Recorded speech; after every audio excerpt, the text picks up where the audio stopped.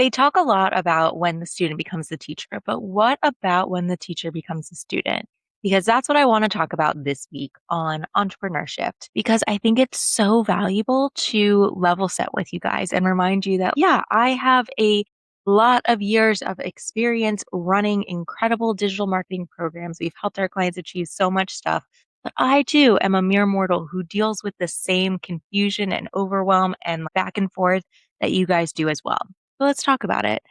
For the past, I would say like month or 2 months, a lot of people have been coming to me with the same questions and same issues. And it all comes with building a community online, particularly on social media, 9 times out of 10 on Instagram. Although we could talk about all the different ways that we can build community. That could be a whole separate episode. And what's so ironic, and I've talked about this on other podcast episodes, is that my career started in social media. And I was responsible for Office Depot's social media and was creating all the content straight out of college, like a little 22-year-old working on these crazy campaigns with Lady Gaga and One Direction and things that honestly I was not actually qualified enough to do. But I digress.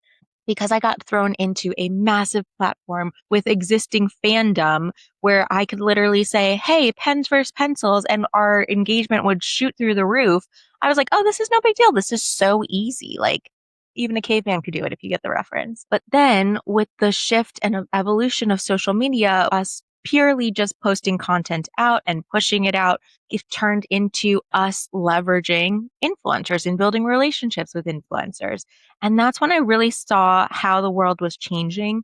And we really got cutthroat about what do these people have to offer us? And it started to build up this callus around what someone could do for us. And I hate to admit that, but it's true because I had to just be like, well, how many followers do they have? What's their engagement rate? What's their demographics? And if it didn't make the cut, then we weren't talking to them. And I found myself just being so judgmental about it. So now fast forward to obviously I haven't been there in a while. I've had a career doing my own thing. I have a lot of weird feelings about social media for myself and a lot of imposter syndrome of like, if I could help other people build this, if I know what it looks like to be on the brand side, why is my social media following only right now? It's less than 2,000 followers on Instagram and TikTok. And I think I'm like up to 37 subscribers on YouTube. And honestly, I'm so proud of that. But this year in particular, a lot of clients started coming to me asking for social media support, which is something that I had actively avoided for so long because of all the scars that my old life left on me. But I figured, okay, I think I can help them. Like, let's try it. And we started to see incredible results across all of my clients and across all the industries that they're in. And so I started talking more about the success that we were having. And so obviously then people would start to see that and start asking questions about like, well, how do I do this for myself? And my ego started to be like, "Oh, wait, we recracked the code. We figured this out. Like, forget all of the trauma that we have about social media. Like, we've now done it and we can now tell other people about it and people can come back to us and we're reclaiming our relationship with social media." And it's so funny because it really felt like this real full circle moment of, oh, I figured it out. Like I can now be the leader for something that caused me so much shame and so much imposter syndrome, like I mentioned. And maybe this is a beautiful reclaiming story. And so I started to kind of think about like, oh, okay, well, like what if I went out to market with this offer? Because clearly the demand is there. And I was talking to someone about it. And she was asking me some like really easy, but really poignant questions. And it really reminded me of the way that I work with my clients because she was making me think. I went into the conversation being like, oh, this is a great idea. People want it. The end. I'll just like throw this thing together. It'll be so helpful for them.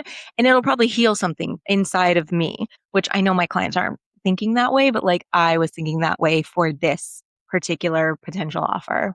And she was just asking me about like, okay, but like, what are your longer term goals for the agency? And like, do you want to really focus on social media? Because as you do this, more people are going to have success. More people are going to be talking about you're the reason that they had this success. And then therefore more people are going to be coming to you. And A, is that what you want to be doing longer term? And B, if not, can you transition that into what you do want to be doing longer term? And the answer to both of those was no.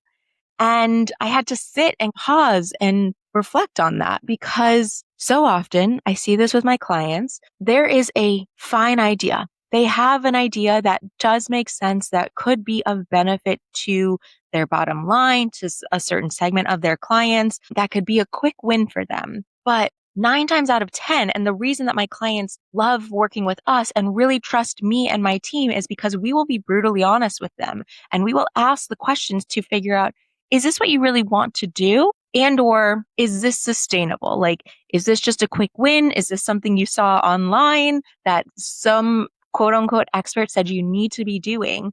And does this actually work for you, your business model, your services or your products, your clients, and how they want to and should and can be interacting with you? And respectfully and politely, quite often I have to be like, that's a great idea. What if we did it this way? Or what if we thought about it like this? And kind of get them back to the track and the route that's going to actually take them where they want to go.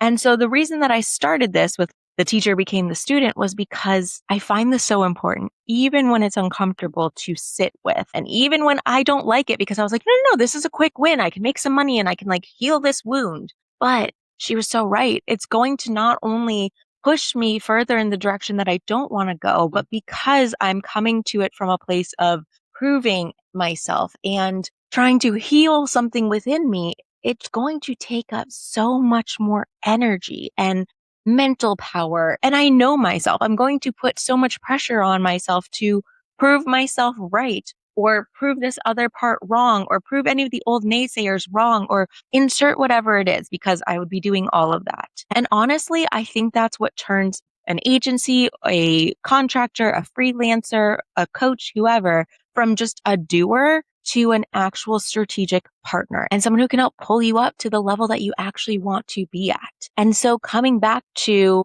the people that I work with, the businesses that I work with, the commonalities across all of them, they are all incredibly talented people who have a service or a product that is really helping their customers and their clients. It's really changing their lives. They have fandom. They have people leaving glowing reviews. They have people who would sing their praises from every rooftop if they could. But so often they come to us because they're like, okay, well, how do I take that one-on-one relationship building and turn it into something scalable and something that feels good and something that can help impact more people? We don't actually know how to translate it from this area into digital marketing. And so from there, they then do what we all do, which is they'll talk to ChatGPT or they'll be scouring the internet and watching YouTube shorts or TikToks or Reels or whatever the case may be. And they're getting bombarded with all this information. And then they come to me and they say, okay, cool. This is the problem. And this is what I think we need to do. And like I said, the value in having the right agency partner with a wild array of experience across industries, across channels, is we can actually take that desire and those goals that they're trying to achieve and really hone in on what sets them apart, what makes them unique, what do their clients need from them. And we can build a program. We see it really quickly, really clearly of like, I think you need to be over here, but like you actually really need to be over here. And in doing that, we're able to reverse engineer a personalized program that really sets them apart. And taking that even a step further is because we're really good at what we do and we help build programs that are so based in what our clients want to achieve and feels really good to them and brings them in the direction that they want to go in a way that feels fulfilling instead of depleting and having to do like 50 more new things. They're having more fun. They're seeing the results compound upon themselves. And so often we see their competition start to follow their lead. But that's okay because at the baseline, we've already proven the model that what they have to offer sells. And not only sells, it really helps people. And they're now feeling more fueled up and more fulfilled by their business so that when we say, okay, cool, now it's time to pivot and iterate and take this to the next level or do something that pushes the creative envelope out a little further so that these people that are nipping at our heels can get lost in our dust. They then know and they have that confidence of like, oh yeah, these people already helped us get from A to D. There's no problem. Like now we're going to jump from D to, I don't know, G. just coming up with random letters. And that is the value of having the right people in the room with the right experience, but also asking the right questions. So, coming back to how I started this, when I went from the teacher to the student, it was a humbling experience. It didn't feel that great. And there was a part of me that wanted to go kicking and screaming of like, no, no, no, but you don't understand. Like, I need to do this because the market said or whatever. But this is your friendly reminder that you built a business so that you didn't have to listen to other people. Obviously, you will choose the right people to bring into the room and ask the right questions and help take you to where you want to go. But you didn't do this to just kind of take what you were doing in another life, in another role, in another world, and copy and paste it into this business that you are building with your blood, sweat, tears, and like passion and drive. And so, all that to say, to tie this up in a nice, neat bow, I guarantee that there are things that you have been thinking about or hearing about or wondering about that you're like, should I be doing this? Like whether it is AI, whether it is new tools, whether it's new channels to be on, those tend to be the things that I hear about over and over again. And whether it's with us or your own marketing partner or whoever your decision makers are on your team, I dare you to ask the question, when you think 3 to 6 months down the line, when you follow this scent, is it actually taking you towards where you want to go? Or is it just a quick win that could feel right, but that's not actually propelling you towards your wildest dreams coming true?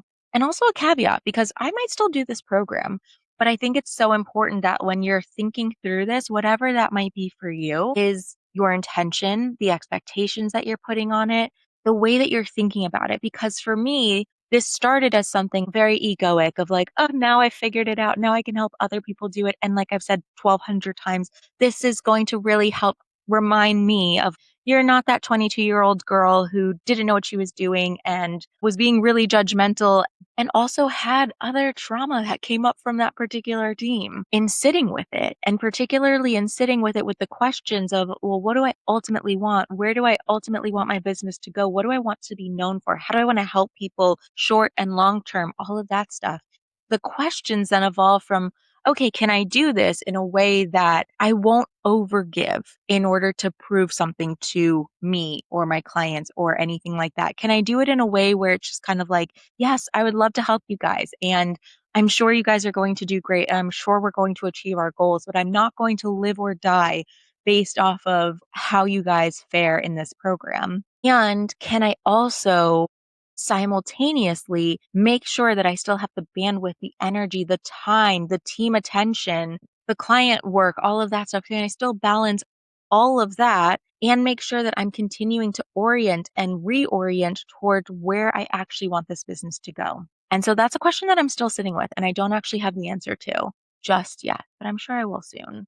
But again, if this sounds familiar, I want you to insert whatever's been on your mind, and I want you to really be thinking about it from those questions and not just thinking about it in a quintessential bottom line decision tree like we tend to do, but taking yourself out of it and thinking about the bigger picture and the bigger direction that you want your business to go in and that you also want to exist in. Because I have faith that if you're thinking about it from that lens and that angle, you will figure out what decisions are right for you and your business and your team. And if you need help and if you don't know and you have been hearing about all these things, but you're not sure what you should actually do, and you sound like the people who are incredible at what they do, but haven't figured out how to turn that into a scalable, consistent program, and also have a partner who will ask the right questions and will challenge you in a respectful, thoughtful, loving way to help you get to where you want to go, you know what to do. I love to talk to you guys. So you've got this. If you want to talk more, find me on social media, fill out the contact form, but I'll keep you guys abreast of if I'm moving forward with that program. And if I am, what intentions I'm going into it with. And if I'm not, it's because we're doing something that feels even more aligned and even more exciting and that I know is going to help propel me and the agency and our clients and my team in the direction that I'm so confident that we are going in. So you've got this. I'll talk to you guys next time.